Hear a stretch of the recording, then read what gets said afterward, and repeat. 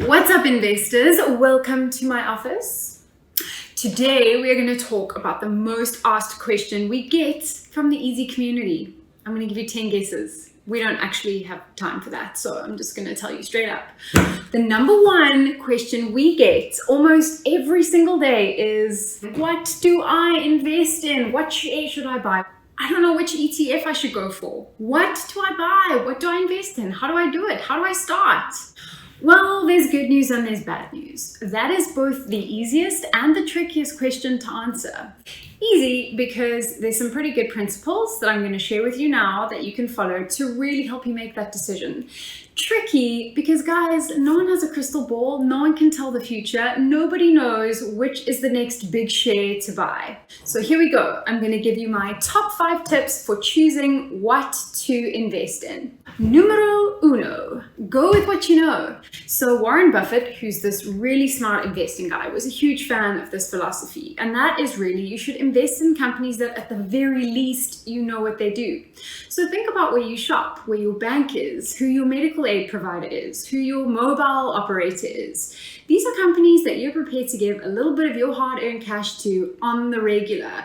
So you probably know their business model. You probably know how they make profit. You might even know something about their leadership and how they stack up against their competitors. And that's a really good start to deciding, is this the kind of value that I want to get out of an investment?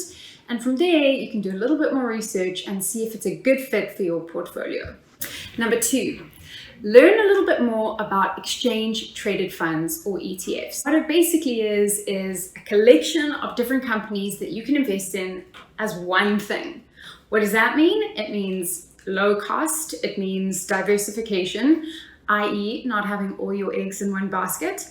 And you can invest based on a specific theme. So instead of having to go, I don't know which company to start with a batch of companies that follow a theme that you think is kind of maybe in line with what you'd want.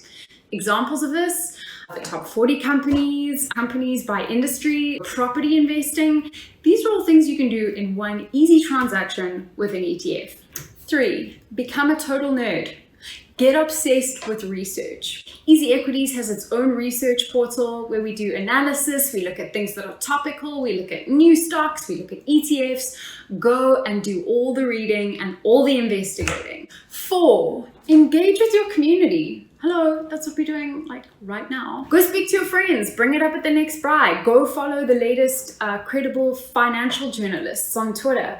Look at some financial publications. They're always putting really cool, interesting stories and tips. Or you can do what I do. I put the word out on Twitter. I'm like, hey peeps, what's good? What's the best US ETF to look at right now? And I'm not saying you have to listen to absolutely everything that everyone has to say, but I like getting different perspectives. It helps me kind of guide my thinking. 5, if you're not starting investing because you're just too intimidated by making that decision, well, I'm going to give you something to think about. What is the risk of you not investing? Well, it means that your money's going to lie around and get eaten up by inflation, okay? It's not going to grow and it's not going to do anything. So, do the research, reach out to people you know, follow people, learn, educate yourself, keep doing this. We should definitely keep doing this. And then have a little confidence, believe in yourself. You only need $10 to start investing.